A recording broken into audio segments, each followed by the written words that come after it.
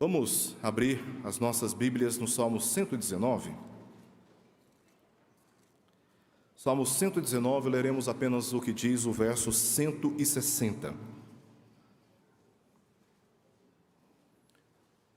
Salmo de número 119, leremos o que diz o verso 160.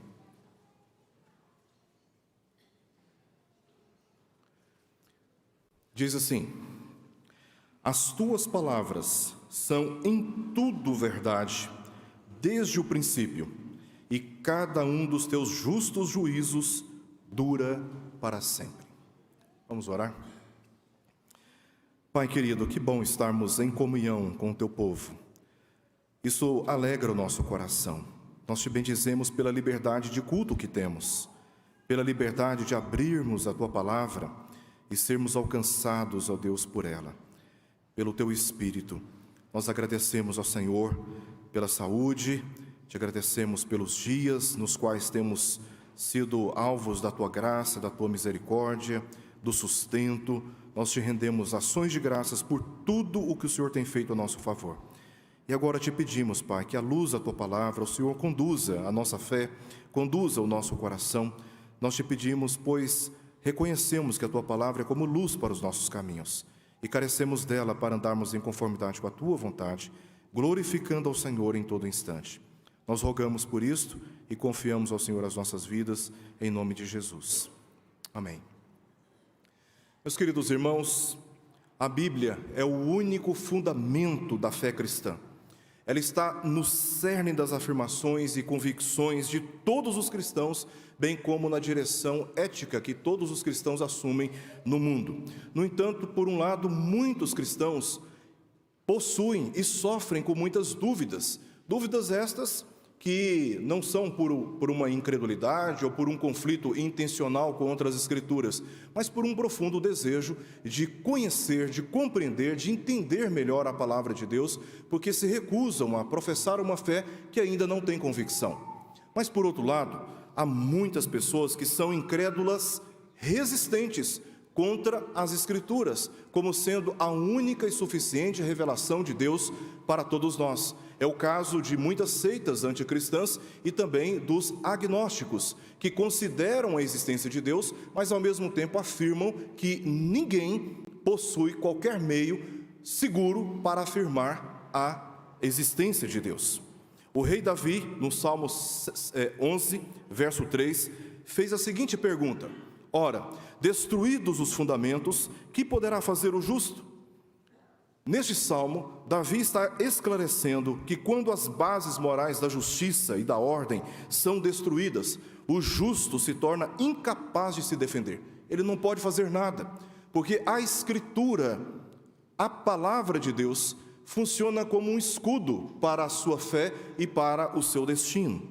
Isto é o que acontece com um cristão que não confia, por exemplo, na Escritura. Ele se torna vulnerável aos enganos dos falsos pregadores. Eles começam a perder o vigor da comunhão cristã, se afastando da igreja e, por fim, embora declarando crer em Deus, passam a viver como se Deus não existisse. Isso é completamente possível, viver uma vida religiosa disciplinada, mas ao mesmo tempo não ter qualquer intimidade com Deus e qualquer confiança nas suas promessas. Por essa razão é tão necessário e urgente fortalecermos a nossa confiança na Bíblia como lâmpada para os nossos pés e luz para os nossos caminhos, conforme o salmista diz aqui no Salmo 119, verso 105. Norman Geisler, um dos mais relevantes apologistas cristãos do nosso século, falecido há 3 anos atrás, 2019, disse o seguinte, que não achamos erros na revelação de Deus, mas falhas nas interpretações dos homens. Não achamos erros na revelação de Deus, mas falhas nas interpretações dos homens. É nesse sentido que a Bíblia está isenta de erro, ao contrário daqueles que a criticam, quando confundem suas falíveis interpretações com a infalível revelação de Deus. A nossa interpretação, ela é sujeita a falhas. Isso não significa que a Escritura, ela é falha, que ela é falível, que ela está cheia de erros e de contradições, a ponto de nos dar sustentação para não confiar nela. Isto é o que acontece também quando nós assumimos que um relato parcial ou um relato parcial ou diferente é um relato falso. Nós encontramos nas Escrituras relatos parciais em relação a outros relatos que são citados por outros autores bíblicos.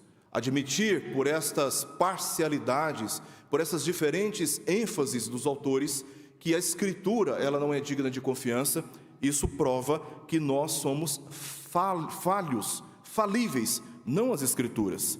E quando também consideramos como um registro quando nós não consideramos as Escrituras como um registro de eventos numa linguagem humana. Os autores bíblicos eram homens, e eles escreveram, eles registraram a revelação de Deus numa linguagem própria do homem, numa linguagem humana. Por isso a Escritura contém características de linguagens humanas, tais como a que nós usamos nos nossos trabalhos acadêmicos e nas nossas conversas pessoais. Até acreditam em Deus, mas não conseguem confiar na Bíblia. E os principais argumentos que apresentam, dentre outros, são dois. Eu anotei aqui pelo menos uns 7 argumentos que são muito comuns entre aqueles que professam crer em Deus, mas que carregam dúvidas sobre a Escritura, desconfiança sobre a Escritura. Mas eu estou trazendo aqui talvez os 2 principais argumentos que muitos usam e que certamente todos nós aqui já ouvimos em algum momento. Primeiro, a Bíblia foi escrita por homens que são falhos. Isso é um argumento central para aqueles que insistem em não confiar na Escritura, na Bíblia, como sendo a revelação final e autoritativa para a vida de todos nós. O segundo grande argumento que usam é que a Escritura, a Bíblia, ela está cheia de contradições. Cheia de contradições. Então nós vamos ver cada um destes argumentos aqui, vamos analisar cada um desses argumentos à luz daquilo que na história nós encontramos sustentação para confiarmos nas Escrituras. Primeiro, a Bíblia foi escrita por homens que são falhos. A lógica deste argumento é compreendida por um silogismo. Os homens são falhos, a Bíblia foi escrita por homens, portanto, então, concluindo, finalmente, a Escritura, a Bíblia, ela é falha. Ela está cheia de falhas e não pode ser alvo da nossa confiança. Então, essa conclusão, apesar de ser lógica, ela é falsa. E eu estou trazendo aqui 5 argumentos, porque esta afirmação de que a Bíblia é falha porque ela foi escrita por homens, para trazer ao nosso coração a confiança que nós devemos às Escrituras. Primeiramente, Michael Kerisk, um judeu estudioso da Bíblia, especialista em língua hebraica e um professor muito capacitado quanto às tradições dos judeus, do povo hebreu, no seu livro As Muitas Vozes da Bíblia, ele diz o seguinte: eu estou trazendo aqui o argumento de uma pessoa que não é uma pessoa cristã, que não tem a revelação, por exemplo, do Novo Testamento como sendo a revelação também das Escrituras, juntamente com o Antigo Testamento, a respeito da nossa salvação. Esse é um argumento, repito, de uma pessoa que não é cristã. Ele diz no seu livro: as diferentes partes da Bíblia foram escritas em épocas e estilos diferentes, por pessoas diferentes e com perspectivas diferentes. Aquele mundo, como o nosso, era em que as pessoas discordavam sobre política e religião. Essas divergências, juntamente com outras composições, que às vezes podem ser muito pessoais, são encontradas hoje agrupadas no que chamamos de a Bíblia. Então, Michael Kerisk, ele confirma, ele testifica que as Escrituras, elas possuem sim uma linguagem humana, pelas divergências de perspectivas que eles viveram nos seus próprios dias. Meus irmãos, a Bíblia possui 66 livros, divididos em 2 testamentos, os quais se dividem em Antigo Testamento, 39 livros, e Novo Testamento, 27 livros. Estes livros foram escritos por mais de 40 autores, que utilizaram 3 línguas distintas: o hebraico, o aramaico e o grego, que é dominante no Novo Testamento. Eles apresentaram diferentes narrativas ao longo de mais de 1.500 anos, o período que compreende a composição das Escrituras. Eles viveram em lugares e épocas diferentes, bem como sob governos diferentes: assírio, babilônico, medo-persa, grego e, por fim, o romano. Quando todos esses escritos são colocados juntos, revela-se aí uma unidade espantosa.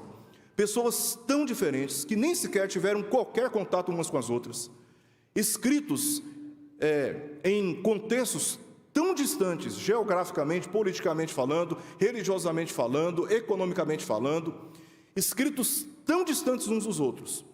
Quando são colocados juntos, nós percebemos uma unidade que realmente é espantosa. Temas, fatos e princípios indicam que uma mente estava coordenando seus registros com a intenção de estabelecer uma unidade coerente e também consistente.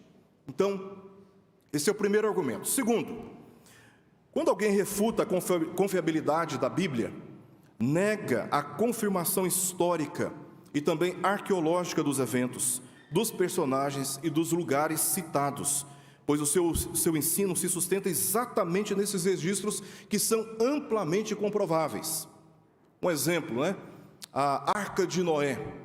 A Arca de Noé, que nós lemos lá a partir de Gênesis capítulo 6, quando Deus estabelece uma aliança com Noé e lhe dá ordem para construir a arca.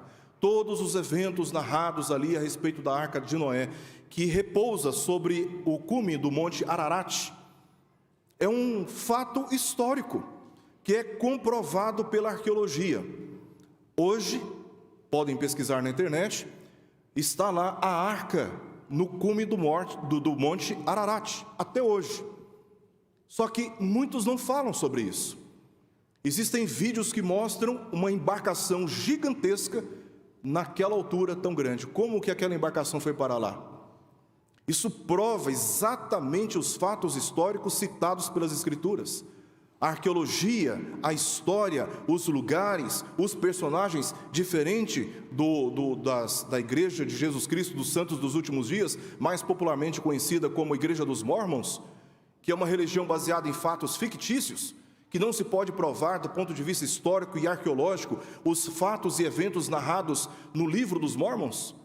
As Escrituras citam nomes, locais, histórias, personagens que podem ser amplamente comprovados, como eu disse, pela história e pela arqueologia.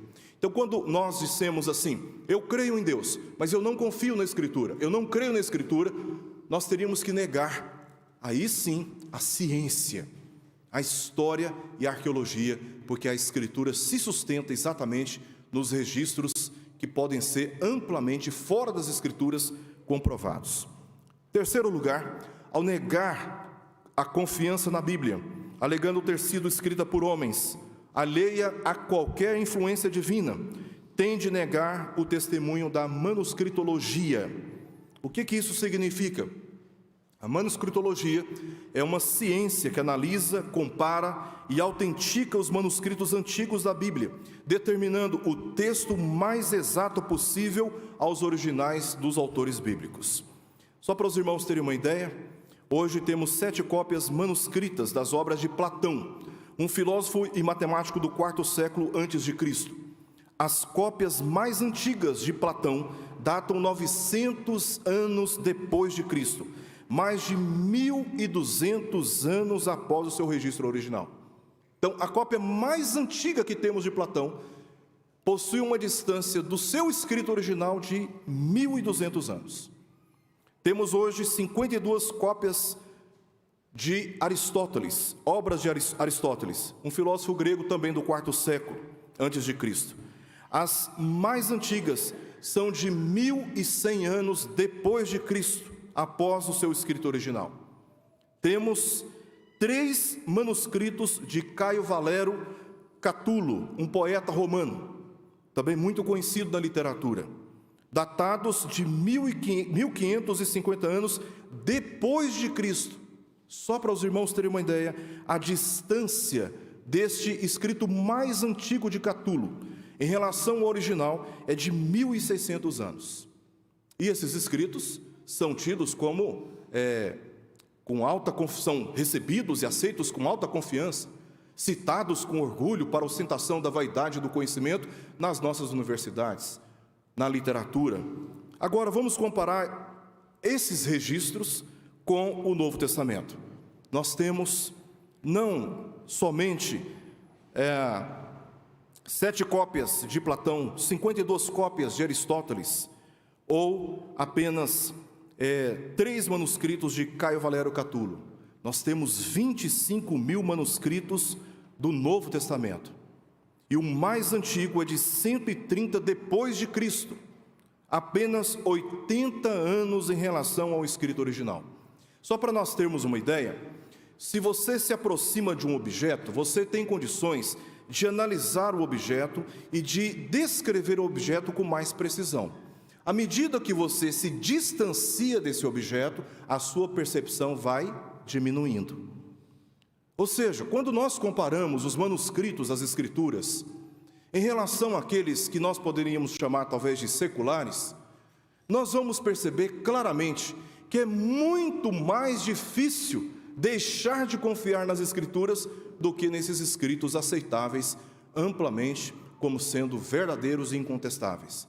Porque as escrituras estão amparadas em manuscritos bastante antigos e muito próximos dos eventos. Um dos mais importantes documentos do Novo Testamento é o famoso fragmento muratoriano, escrito em grego e datado do 2º século, 171, se não me falha a memória, depois de Cristo, o qual registra que os primeiros cristãos reuniram os livros do Novo Testamento como nós temos hoje, pelos critérios, e aí eu vou citar aqui. Irmãos, eu tive nos meus estudos a oportunidade de ver esse manuscrito, esse fragmento muratoriano. Ali você tem o registro dos primeiros cristãos, como eles listaram quase todos os livros do Novo Testamento, como nós temos hoje na nossa Bíblia. E eles, nesse fragmento, é possível ler ali nesse fragmento os critérios que eles usaram para reunir os livros do Novo Testamento como nós temos hoje. E o primeiro critério que eles usaram foi da apostolicidade. Ou seja, eles consideraram como um critério para canonizar ou para reunir um livro, um documento, em um livro só do Novo Testamento, um escrito por um apóstolo de Jesus ou alguém muito próximo dos apóstolos. Esse foi um critério. O segundo critério que eles usaram foi da antiguidade. Tinha que ser datado do 1º século, remetendo ao período dos apóstolos. Se eles tinham como critério que o documento tinha que ter sido escrito por um apóstolo legítimo de Jesus, ou de alguém muito próximo dos apóstolos, um outro critério é que tinha que ser um escrito do 1º século. O outro critério que eles tiveram, os primeiros cristãos, é da ortodoxia. Os escritos, eles tinham que obedecer o padrão de verdade refletido nos ensinos e na tradição doutrinária de Jesus. Então, como foi um período de muita convulsão religiosa, 1º, 2º, 3º século, muita convulsão religiosa, muitos escritos circulando entre as igrejas, muitos falsos mestres circulando entre as igrejas, a fé começou a sofrer muitos ataques. Os ensinos de Jesus passaram a sofrer muitos ataques, e eles perceberam a necessidade de reunir aqueles documentos apostólicos a fim de protegerem a sua fé. E este foi um critério que eles estabeleceram. Este documento, ele está intimamente relacionado com o ensino de Jesus, com a ortodoxia? Não. Então, nós não aceitamos esse documento no nosso meio. Esse foi um critério. O quarto e último critério que eles tiveram foi da universalidade. Os escritos, eles tinham que ter sido reconhecidos como detentores de autoridade pelos primeiros cristãos primitivos em toda a parte do mundo. Porque como os apóstolos circularam o mundo antigo, pregando o evangelho, plantando igrejas, as igrejas reconheceram os apóstolos, foram doutrinadas pelos apóstolos. Então, as igrejas identificavam facilmente aqueles escritos que eram apostólicos e aqueles que não eram apostólicos. Então, o testemunho das igrejas também serviu de critério para estes primeiros cristãos. Então, nós teríamos, ao afirmar crer em Deus e não confiar na Escritura, teríamos que negar a ciência da manuscritologia. E nós não estamos falando aqui de questões subjetivas da fé, estamos falando de questões históricas, de documentos, que na manuscritologia nós chamamos esses documentos de testemunhas. Nós temos 25.000 testemunhas falando a mesma coisa. Cópias, cópias e cópias e cópias e cópias e cópias. O quarto argumento: teria que negar a credibilidade da preservação destes manuscritos. Não só negar a manuscritologia, teria também que negar a credibilidade da preservação desses manuscritos. Eles passaram pelo rigoroso trabalho dos escribas. Por exemplo, olha o trabalho, isso é tradição rabínica, e os judeus, a tradição judaica está aí para provar exatamente isso, ao longo da história, muito antes de Cristo, como os rabinos, como os escribas, eles eram extremamente rigorosos ao produzirem cópias, porque naquela época não tinha imprensa. Então só tinha uma maneira de preservar os manuscritos e de também divulgá-los, era fazendo cópias. Então os escribas fizeram cópias do Antigo Testamento e depois nós tivemos cópias e cópias também do Novo Testamento, como eu já citei aqui. E eles tinham um critério tão rigoroso que, por exemplo, as letras de cada palavra eram contadas para cada linha, cada coluna e cada pergaminho. Então eles faziam as cópias, contavam e depois eles comparavam um pergaminho com outro pergaminho. Se tinham as mesmas palavras, se não tinha uma palavra passando. Se tinha uma palavra passando, eles tinham que correr atrás e pesquisar para saber onde que havia alguma falha ali. Até mesmo o número de vezes que cada letra do alfabeto aparecia no pergaminho era contada e comparado. Se 1, 2 ou 3 erros fossem identificados, eles imediatamente corrigiam. Se eles identificassem mais de 3 erros nos pergaminhos, divergências em relação a outros, no processo de cópia, eles destruíam o pergaminho inteiro, tinham que fazer tudo novamente. E essa tradição dos escribas permitiu uma preservação incontestável das cópias, remetendo-se, portanto, aos escritos originais dos autores bíblicos. Então, com esses métodos exigentes, podemos ter certeza de que os manuscritos mais antigos que temos do Antigo e Novo Testamentos são praticamente idênticos. Praticamente idênticos. Em quinto e em último lugar, ao negar a confiança nas Escrituras, teria que negar também o testemunho dos concílios ecumênicos do quarto século, que reuniram membros da Igreja Católica, Nestoriana e Ortodoxa e uma série de outros grupos cristãos, os quais reconheceram a autoridade e confiança na inspiração divina dos livros que temos hoje. Quando se trata de autoria bíblica, é claro que os homens estavam envolvidos. E não temos como negar isso. Os cristãos são os primeiros a concordarem de que as Escrituras, sim, elas foram escritas pelos homens. As Escrituras não vieram como uma revelação subjetiva. As Escrituras não vieram como uma revelação de um anjo, de um ser espiritual. A revelação, ela não chegou por esses meios. Os eventos foram públicos. Os milagres que Jesus realizou, que os apóstolos realizaram, foram públicos. Todos viram, todos foram testemunhas. Jesus ressurreto não apareceu apenas para os apóstolos. Jesus ressurreto apareceu para mais de 500 pessoas, ao longo de 40 dias. Até mesmo um daqueles que crucificou Jesus, reconheceu quando Jesus expirou, que ele era o Filho de Deus. Que ele era o Filho de Deus. Pilatos reconheceu que ele era inocente. Então, não é um testemunho apenas dos cristãos, como os liberais insistem ao afirmarem que a Escritura ela está cheia de elementos espirituais, porque os cristãos usaram desse recurso para defenderem a sua fé. Isso é uma falácia. Os autores registraram aquilo que eles viram, e que não apenas eles viram, como outros também viram, assim como Flávio Joséfo, que foi um historiador do primeiro século. Ele mesmo, que não tinha nada a ver com o cristianismo, registrou os fatos que nós conhecemos hoje pelas Escrituras, atestando que este testemunho da Escritura é um testemunho verdadeiro. A questão é que quando se usa o argumento de que eu não posso confiar na Bíblia porque ela foi escrita por homens, essa é uma tentativa de negar o aspecto divino que acompanha as Escrituras, a sua inspiração, não apenas o registro humano, mais do que isso, a inspiração divina. Nós concordamos que a Bíblia foi escrita por homens. Moisés foi o autor do Pentateuco, os 5 primeiros livros da Bíblia. Davi escreveu muitos dos salmos que temos hoje. Paulo escreveu várias epístolas. No Novo Testamento temos 3 epístolas de autoria do apóstolo Paulo. O apóstolo Pedro, na sua segunda epístola, no capítulo 3, versos 15 ao verso 16, afirma claramente que os escritos do apóstolo Paulo são tais como as escrituras do Antigo Testamento.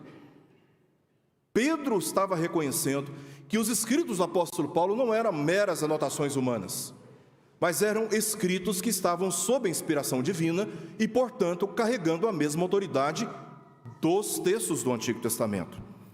A questão é: Deus teve algum envolvimento conduzindo o curso das histórias, inspirando os autores no processo de registro e a preservando? Por coerência óbvia, por estes e outros argumentos apresentados até aqui, nós vamos dizer claramente, se formos coerentes, se formos lógicos, se formos sensatos, que sim, Deus esteve à frente de todos os eventos, coordenando todas as coisas e inspirando os autores humanos para o registro, produzindo e estabelecendo uma unidade espantosa, trazendo a todos nós a história da redenção, a história da salvação, para bem das nossas almas. Por essa razão, afirmamos que a Bíblia foi registrada pelo homem, mas o seu conteúdo não poderia ter sido originado com o homem. Chamamos a Bíblia de a Palavra de Deus, porque essas são as palavras que Deus quis que o homem escrevesse. Sendo assim, como disse o apóstolo Paulo, fiel é esta palavra e digna de inteira aceitação. O segundo argumento que temos aqui, apresentado por muitos que desconfiam das Escrituras, o primeiro é: eu não confio na Bíblia, porque ela foi escrita por homens. O segundo argumento, mais usado por estes que desconfiam das Escrituras, vai no sentido de que ela tem várias contradições, muitas contradições. Meus irmãos, em 1859, no auge do liberalismo teológico, William Henry Burr produziu uma lista de 144 contradições na Bíblia. A intenção desse autor, William, era de sustentar a tese de que as Escrituras não são dignas de confiança. Isso no auge do liberalismo teológico. Então ele identificou 144 destas contradições presentes na Bíblia. No livro Autocontradições da Bíblia, ele afirma que ela não é confiável, porque se há 2 declarações contraditórias, uma delas é falsa. E, portanto, as Escrituras não são inerrantes e infalíveis, assim como os fundamentalistas antigos afirmavam e os fundamentalistas de hoje ainda afirmam, que as Escrituras são inerrantes, infalíveis, inspirativas e autoritativas para todos os cristãos. É inegável o fato de que na Bíblia nós encontramos supostas contradições ou discrepâncias históricas, e até mesmo dificuldades para interpretar inúmeros textos. Existem alguns textos que nós separamos a dedo, na pinça, nós extraímos, porque são textos claríssimos que dispensam interpretações. Mas as Escrituras exigem interpretações, cautelas, cuidado, tanto na leitura como também na interpretação. Não é uma questão apenas de ler, porque como o reverendo Augusto Nicodemos, no seu livro, A Bíblia e os seus intérpretes, existem grandes abismos culturais, linguísticos, temporais, em relação aos textos das Escrituras antigos e a nossa compreensão de mundo hoje. Estamos no Ocidente, numa cultura totalmente diferente, numa língua completamente diferente.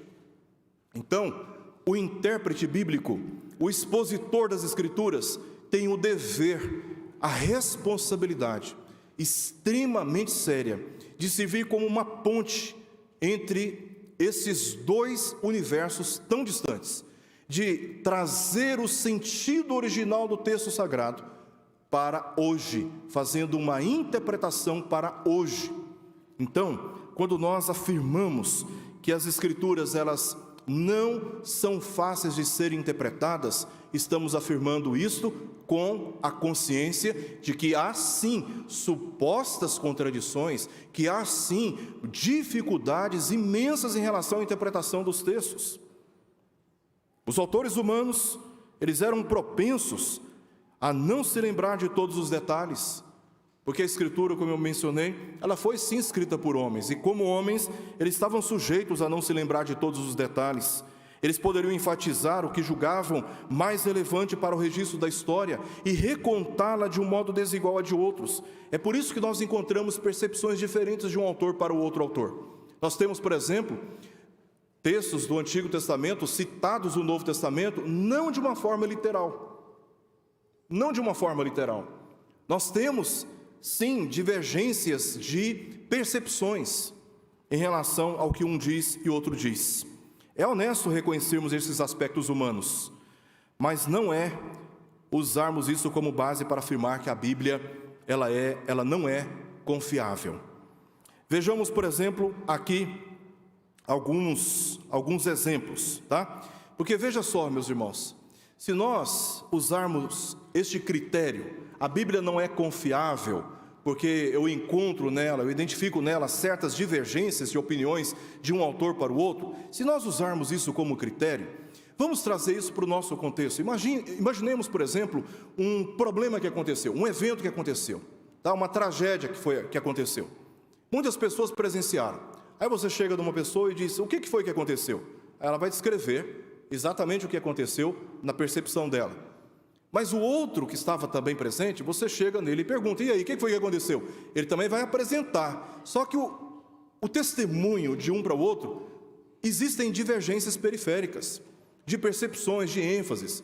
Um observou uma coisa, o outro observou outra. Bom, nós não podemos, à luz dessas divergências, dizer que o fato não aconteceu. Isso seria uma incoerência, isso sim seria uma contradição. Nós vamos negar que o evento não aconteceu, porque existem divergências periféricas em relação ao evento?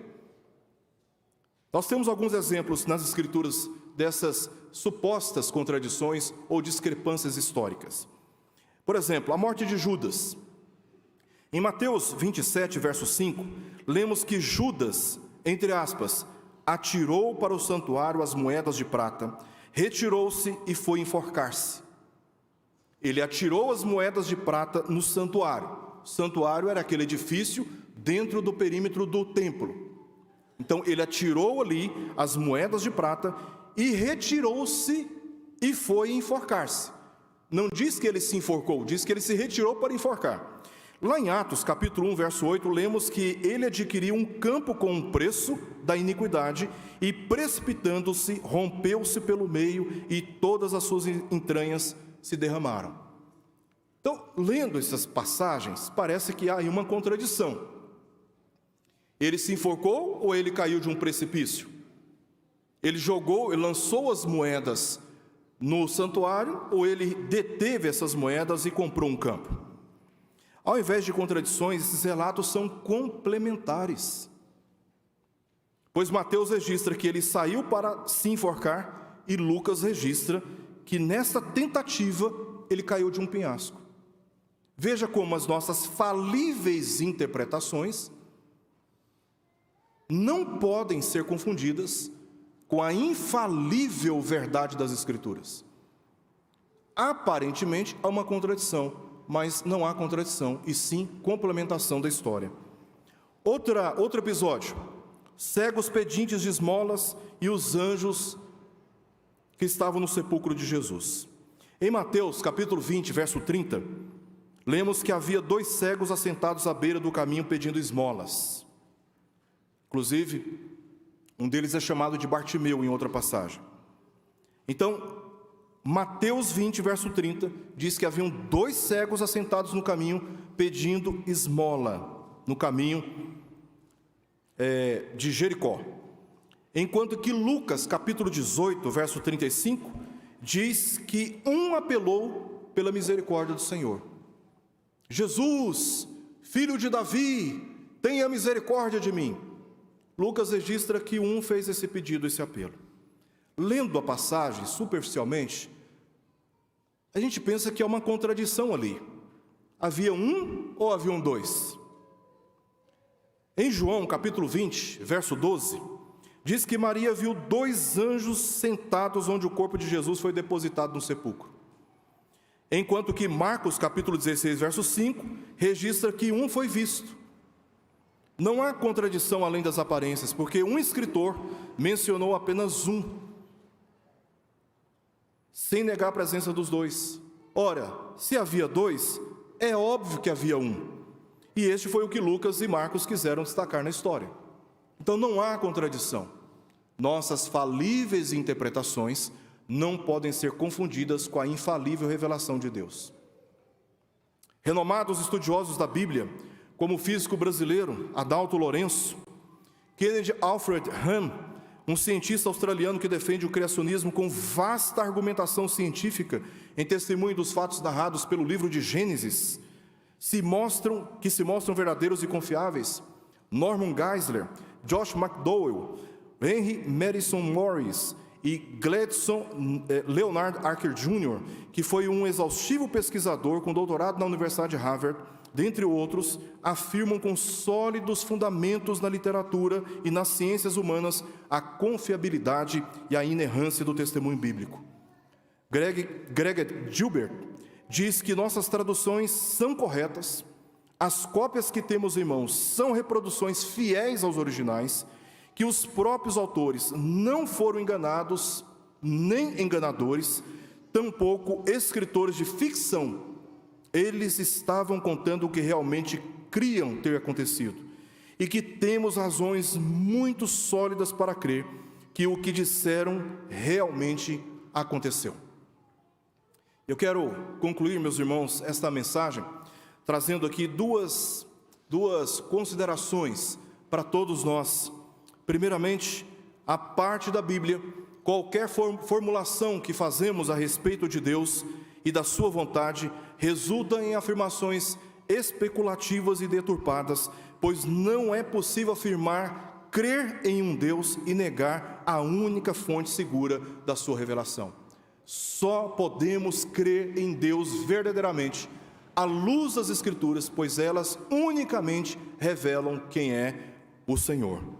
Então, confie na Bíblia como a revelação fiel de Deus e da sua direção, porque ela está amparada por inúmeras provas incontestáveis da sua veracidade e da sua credibilidade. Pode confiar nas Escrituras. O livro que você tem nas suas mãos é um livro fiel. Nós temos traduções muito boas das Escrituras, muito boas, e o texto que está nas nossas mãos merece esta confiança. Por isso, leia a Bíblia certo de que ela é a confiável palavra de Deus, a inspirada palavra de Deus, como Ele originalmente a entregou através dos autores originais. Em segundo e em último lugar, confie na Bíblia, porque somente ela dá testemunho verdadeiro sobre Jesus, e somente ela dá a verdadeira compreensão dela. Só as Escrituras dá a verdadeira compreensão a respeito de Jesus, e somente Jesus dá a verdadeira compreensão a respeito das Escrituras. As Escrituras e Cristo são inseparáveis. Você não consegue, não pode ler as Escrituras e compreender corretamente as Escrituras sem olhar para Cristo. E você não pode, de modo algum, conhecer Cristo e o plano de Deus através do seu Santo Filho sem as Escrituras. Em João capítulo 5, verso 39, lemos as palavras de Jesus: examinai, pesquisai acuradamente as Escrituras, porque julgais ter nelas a vida eterna, e são elas mesmas que testificam de mim. A nossa certeza da salvação se dá por essa confiança na obra que Deus realizou através do seu Filho Jesus, e o testemunho é comunicado pelas Sagradas Escrituras, porque elas falam a respeito de Jesus, elas apontam para o nosso Redentor. Aos discípulos que estavam no caminho de Emaús, Jesus lhes disse, a seguir Jesus lhes disse: são estas as palavras que eu vos falei, estando ainda convosco. Importava se cumprisse tudo o que de mim está escrito na lei de Moisés, nos profetas e nos salmos.